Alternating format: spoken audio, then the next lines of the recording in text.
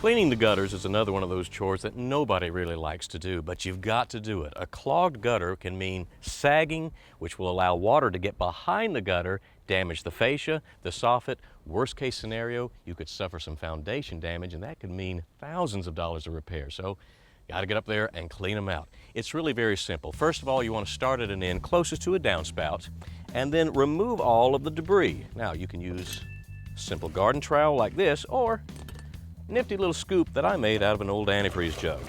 What you want to do is get all of the trash out of the gutter, and instead of throwing it on the ground, I've put a garbage sack onto my ladder so I can put it right in there. And by the way, instead of throwing it away, this makes excellent material for a compost pile. Once everything is cleaned out, you want to take your garden hose, spray it down, and make sure that you've got good flow going down in through the downspout. You may have a clog in there, which means you have to get either a plumbing snake to get that loose. Sometimes just the water running through it will loosen it up. So, next time cleaning the gutters is on your chore list, just make sure you get up there and do it.